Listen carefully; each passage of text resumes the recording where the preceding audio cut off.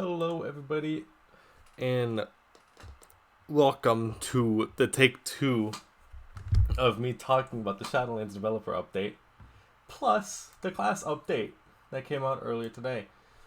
I had talked about the developer update already, and I posted a video about it, but I made an oopsie daisy and there was no audio, so I'm going to talk about it again. I'm not going to talk about it too much, but I'm still going to talk about it. So, just a quick recap. A, Alpha is coming out this week for Shadowlands. B, the full level up experience in Bastion and Bastion's dungeon is going to be in the Alpha. They're planning on releasing it zone by zone as the Alpha goes on. They're planning by the end of April that Revendrith, right? Revendrith? Yep, Revendrith and Torghast, Tower of the Damned, will be available for playtesting. So that'd be fun. And that's what the alpha's gonna look like initially. And 3 points that we need to talk about. I think we're on C. Players of all 12 classes will immediately see changes in their spellbooks, talents, and sometimes resources.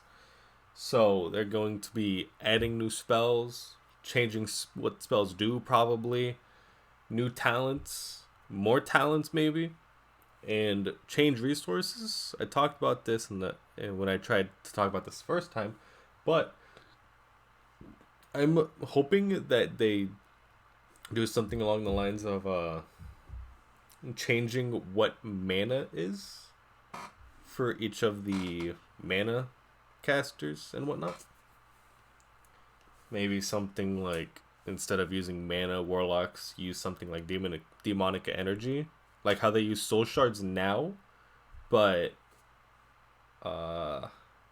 like it's instead of soul shards and instead of being like 4, it's demonic energy, and as they cast abilities, they charge up demonic energy, and they have like 3 abilities they can cast at varying degrees of demonic energy.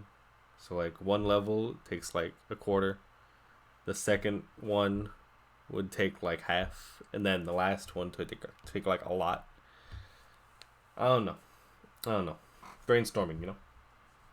And then D, making improvements to quest interface, as well as a 3D quest tracker thingy.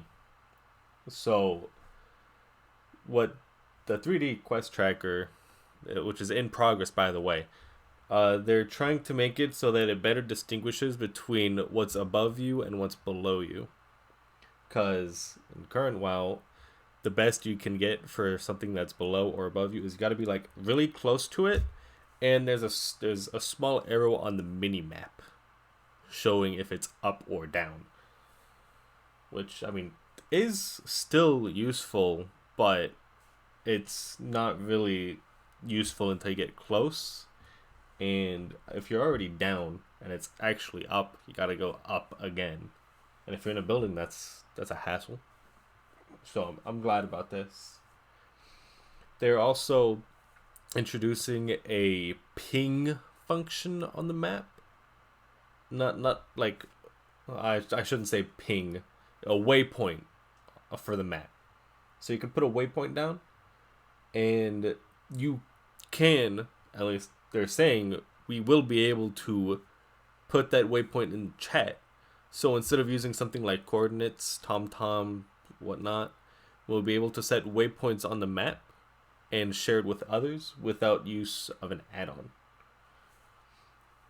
And this sentence right here, so that you should no longer need an add-on to convey exactly where Rust Feather just spawned. That's gonna be good, because I'm never going to download coordinates or TomTom, never.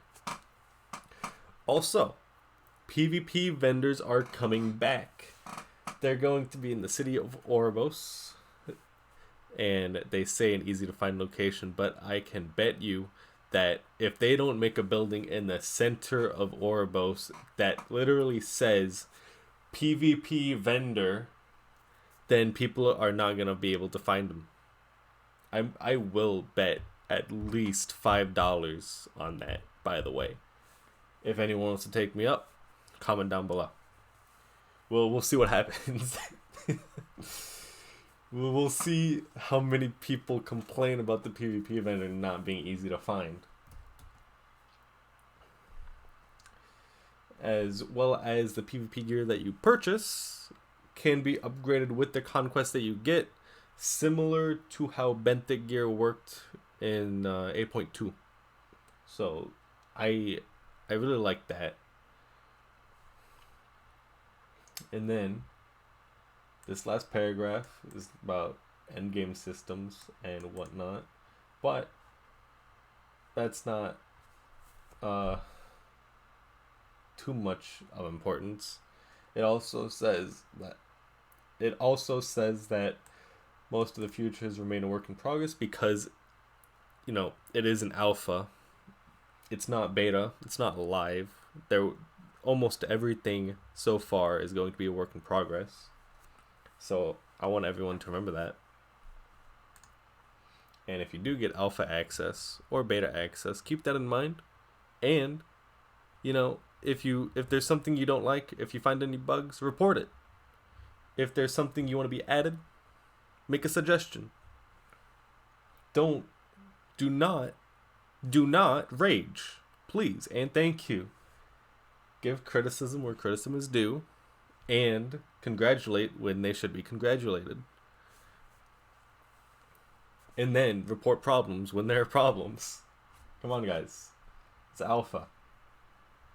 There's no reason for hate or rage. Oh, actually, I haven't read this one. I read another one where they showcase the Covenant abilities, but I have not seen the class updates. I'm only going to look at 2. Comment below if you want to see me talk about all of them, but I want you guys to know I only play like 2 classes, which is Death Knight and Warlock.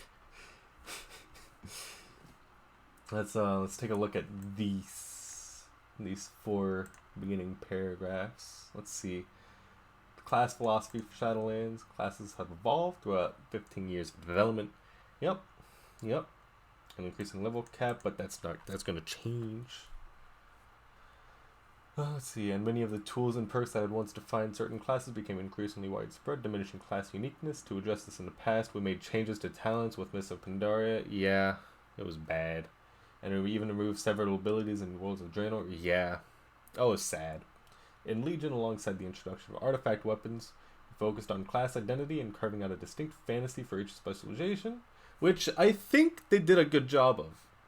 They did do a good job with the distinct fantasies for the specs themselves, but the tools that each spec had were very similar to all the other ones.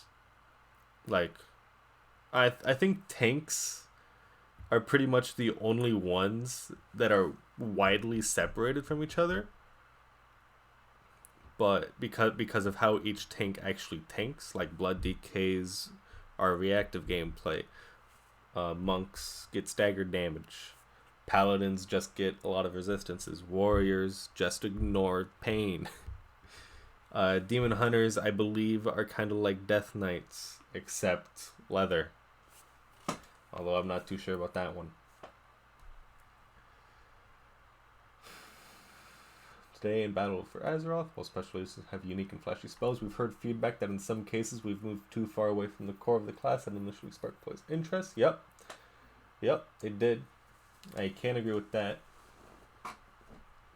At times there is more that divides 2 specializations of the same class than there is that unites them. In Shadowlands, we want to return to the idea that a specialization is about powering up a specific part of a class's kit, not narrowing down their toolset. Yes. Hell yeah. That sounds exactly what I want done. Cause I was playing earlier. I've been leveling a survival hunter, and I had the talent that gives you attack speed for each unit or each enemy that you have a bleed on.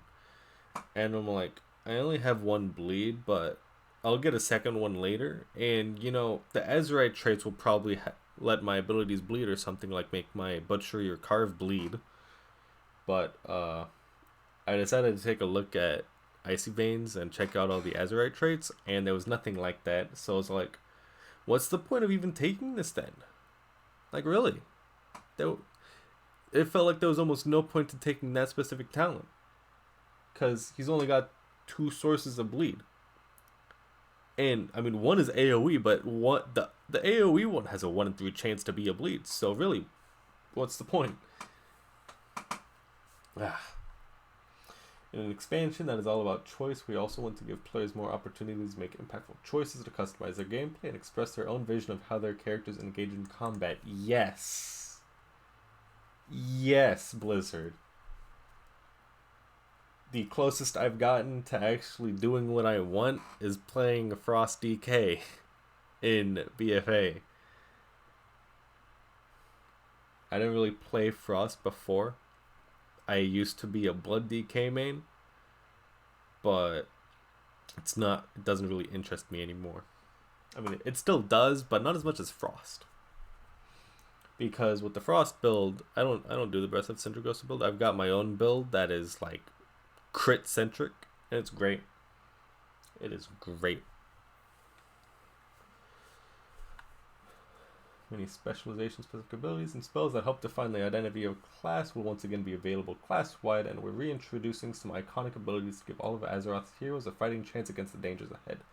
In addition to these changes, players will have their new Covenant class abilities to look forward to, and I am very looking forward to that, because with the Covenant that I was already planning on choosing, I'm gonna get a new arm.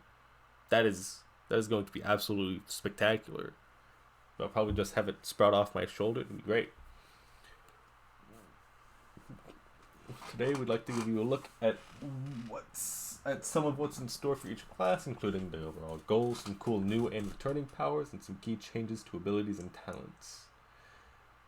This is not meant to be a comprehensive list of updates.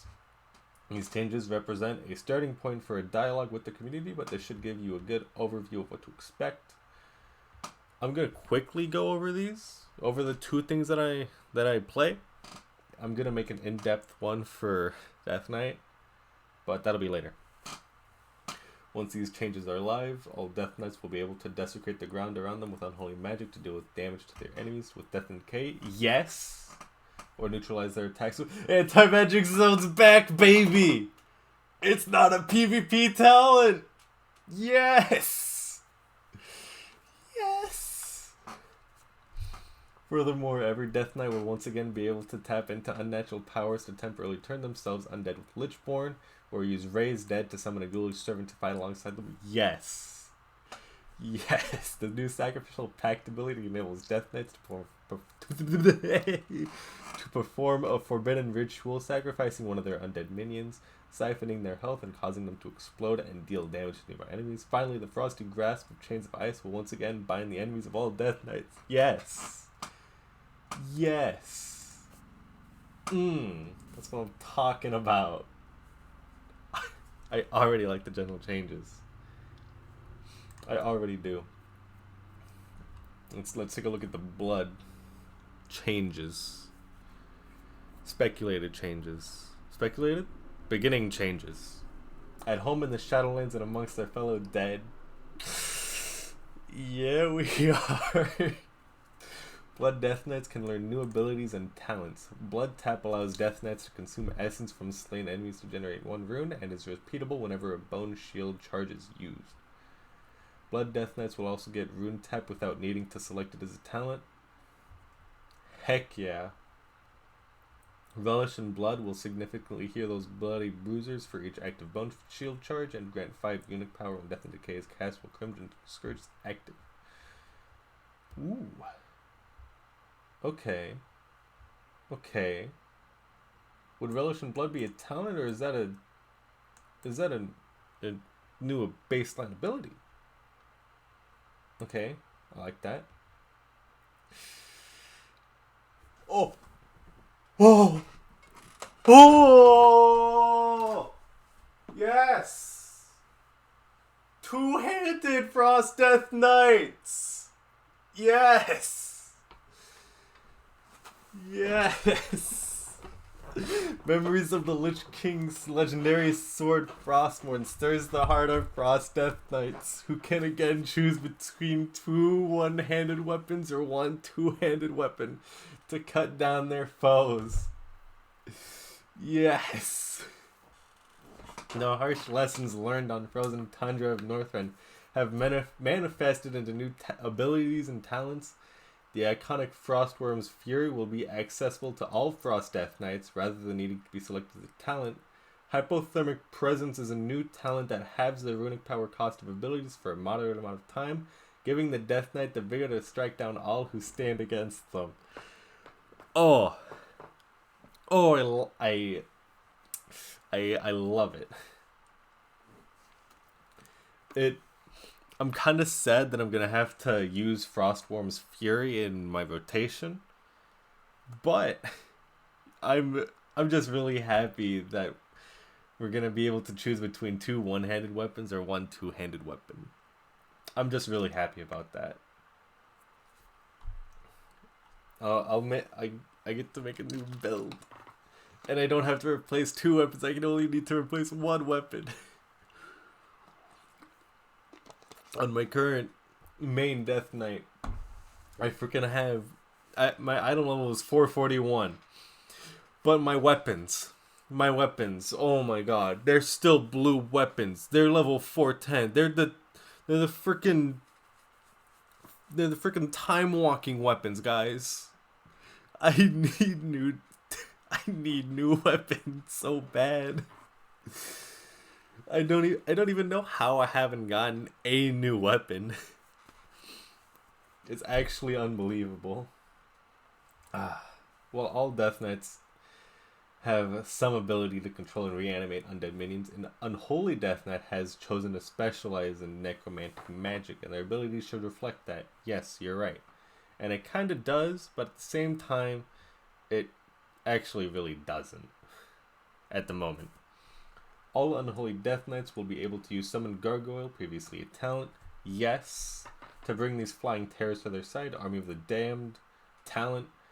I don't even know why it is a talent. Or, no, they're making it a talent, I think. Because it says, Summon Gargoyle says previously a talent. Army of the Damned wasn't a talent before. I don't know. Returns as an even stronger force with a familiar and faithful recruit, Magus of the Dead. These formidable magic wielders have fought side by side with Maldraxxus's bannermen, and their presence rallies Unholy Death Knight's ghoulish armies. Excuse me. Lobbing Frostbolt and Shadowbolt spells into the enemy. Death Coil and Epidemic Cast will reduce Army of the Dead's cooldown, allowing Unholy Death Knights to summon forth and blue stream of monstrosity in battle. Heck yeah. More Army of the Dead. I'd like that. Oh, Army of the Damned is a talent that improves Army of the Dead. Okay, I see. Army of the Damned is probably replacing Summon Gargoyle in the talent tree? Probably. Maybe not. Magus of the Dead will also fight by a Death Knight's side when they cast Apocalypse, which also benefits from a cooldown reduction over Death to a Coil or an Epidemic or cast. Unholy Death Knight's Mastery Dreadblade will benefit both Master and Servant by also increasing the Death Knight's shadow damage and the damage of their... Yes! Thank God! That's actually the best change for Unholy Death Knights. That is so good. Their Mastery now just enhances their shadow damage, which, I mean... I don't actually know if their minions do shadow damage, but it probably doesn't. But now that it like is hopefully going to specifically state improves shadow damage and damage of undead minions, that's going to be great. I like that. Now we're going to jump down to Warlock. All Warlocks will be able to afflict their foes with Curse of Tongues, Curse of Erect. Oh my god, they're getting the curses back. Yes. In addition, Warlocks can manipulate space with Demonic Circle. Does that mean it's going to be baseline now and not a talent? Because that'd be great. Tongue Tied is a new talent that empowers spells lobbed at targets suffering from Curse of Tongues, causing them to seal the victim from receiving healing effects, forcing them to succumb to all incoming damage for a moderate amount of time. I like that. I'm not going to look at Affliction because I don't play Affliction. Dark Pact will now scale with spell power to deal more damage than ever before.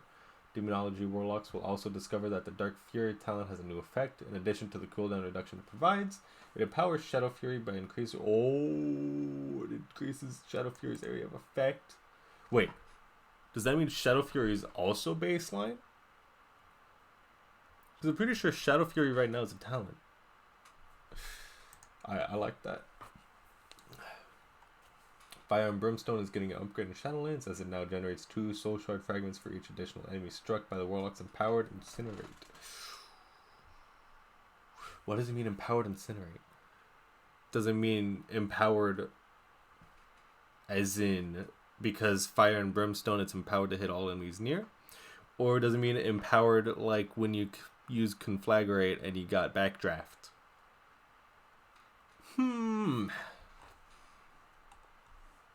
Warlocks doesn't have much. That's a shame. Oh. I'm actually going to look at Warriors because Warlock was so short. Execute, Hamstring, Ignore Pain, Shield Block, Shield Slam, Slam, Spell, Reflection, and Whirlwind are now available to all Warriors to use regardless of their active specialization. Oh. Challenging Shot and Intervene are returning. Shattering throws back. With a new twist, it will deal devastating damage against foes protected by an absorption shield. Oh. Double Time and War Machine can now be utilized by all specializations as a talent.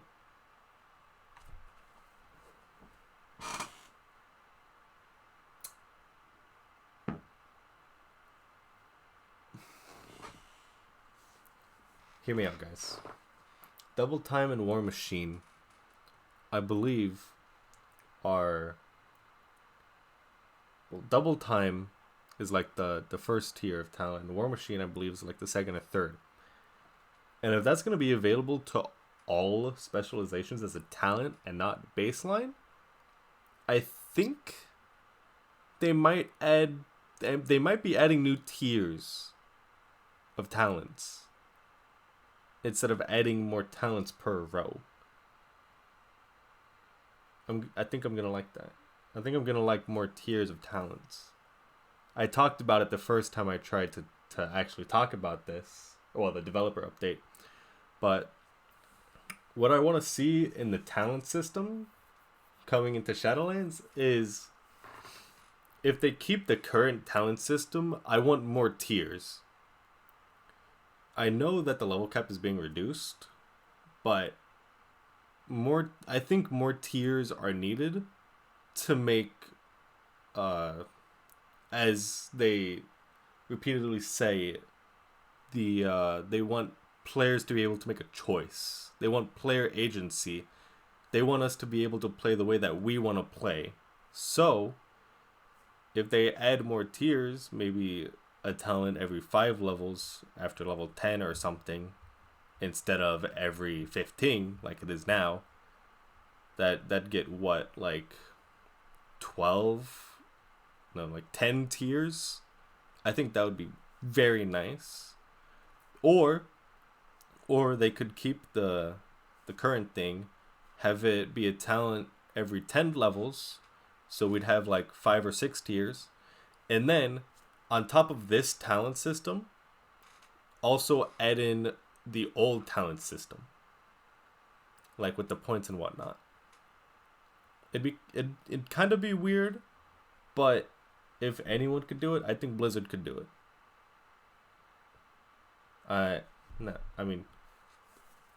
It's kind of hard to explain what I'm talking about with that, but basically we'll have the current talent tree system and the old talent tree system together. If anyone wants me to explain that more in depth, I'll make a video about it if you so want me to, but comment it down below. I won't talk about it if no one wants me to talk about it. Anyway, that is all for today. I'm going to join the discussion on the forums. And with all that said, thanks for listening. Thanks for watching. Hope to see you on the next video. And I'll see you all later. Peace out.